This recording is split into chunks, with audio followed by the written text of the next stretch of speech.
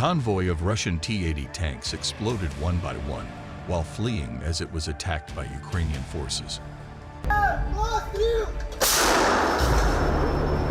Videos showed desperate Russian troops fleeing from their burning tanks and a group of soldiers being blown up by Ukrainian missiles during a disastrous assault on a town in eastern Ukraine that saw 300 soldiers reportedly killed or wounded. Footage shows Russian Marines from a 155th Naval Infantry Brigade driving a burning T-80 BVM tank along a road in the largely destroyed town of Pavlivka as flames and black smoke erupted from the vehicle following the Ukrainian strike. A group of Russian soldiers can be seen climbing on top of the tank and jumping down before they ran away from the burning ring.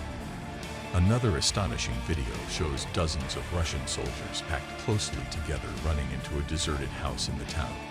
A few seconds later, Ukrainian missiles rained down on them in a deadly strike.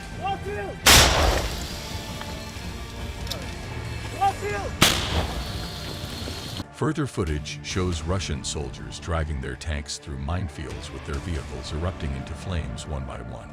A number of Vladimir Putin's men can be seen lying dead in the ditches of the fields surrounding Pavlivka after they were shot by Ukrainian soldiers as they tried to flee their burning tanks.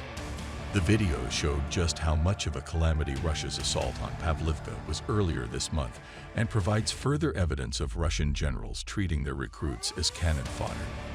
The assault was so disastrous that the Russian Marines from a 155th Naval Infantry Brigade, who led the four-day assault, publicly criticized their incompetent generals. In an open letter, the soldiers wrote a blunt letter to their regional governor, claiming they had lost 300 men in a four-day massacre in Pavlivka, thanks to the pathetic planning of Generals Rustam Muradov and General Zura Bakhmutov. The Marines claimed Russian commanders were hiding the mayhem in the Donetsk region and playing down the number of losses for fear of being held responsible. The soldiers demanded in a letter that Vladimir Putin is personally told of the alleged massacre and that he will set up an independent military commission. Drone footage shows Russian soldiers driving a burning T-80 BVM tank through the deserted streets of Pavlivka. As flames ripped through the vehicle, some of Putin's men were seen scrambling to get out of the tank before they ran down the road. 1,000 tanks is more tanks than most armies have in their entire inventory. Heavy losses of fairly modern T-72, T-80, and T-90 tanks compelled the Kremlin to pull old T-62 tanks, some dating to the 1970s or earlier, out of storage, replace rubber seals, and polish their optics and haul them to the front lines.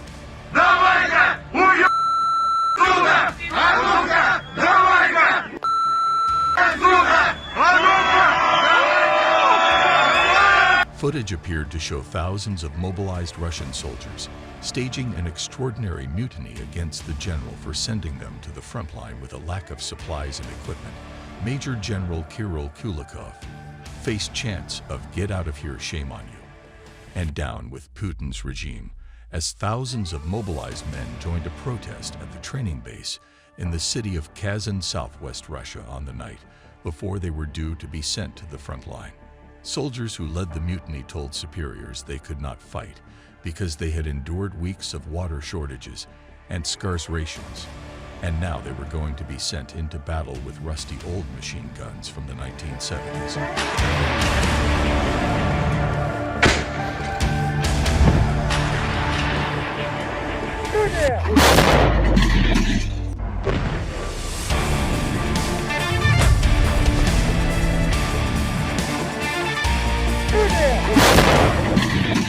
Meanwhile, the Marines wrote the letter about the bloodbath and Pavlivka to their regional governor, Oleg Katsumiako and Primorsky, and the Russian Far East in a bid to get their plaintive message to Putin and the upper echelons of the Defense Ministry. A program and war reporter highlighted the situation in Pavlivka, known as Pavlovkin in Russia, because he feared the Marines were becoming meat mixed with earth and boards. They stayed in the leaked communication.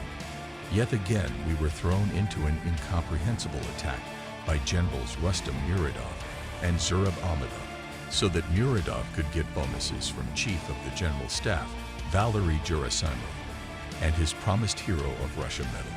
As a result of the carefully planned attack by these great commanders, we lost about 300 people in 4 days, killed, wounded, and missing. We lost 50% of our military equipment, and this was just our brigade.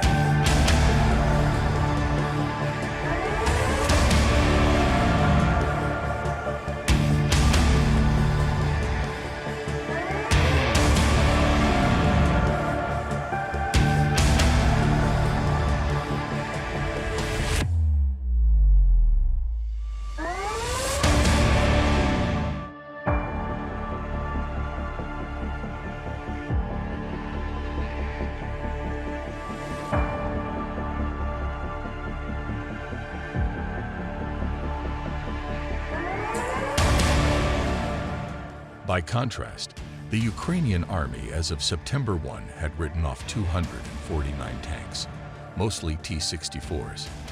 That's a little more than a tank a day for the first 6 months of the war. The Ukrainians' loss rate ticked up only slightly, to 2 tanks a day, as brigades advanced in the south and east. By October 19, the Ukrainian army had lost just 320 tanks. 176 of them destroyed. The Ukrainians in the last 6 weeks have lost 71 tanks and captured 194. In other words, the counteroffensives have resulted in a net gain in armor holdings for Kyiv. As the war grinds into its 8th month, Russia has fewer modern tanks by the day, and Ukraine has more. Russia's accelerating tank losses are the result of leadership and morale problems, more than they are any technological imbalance on the battlefield.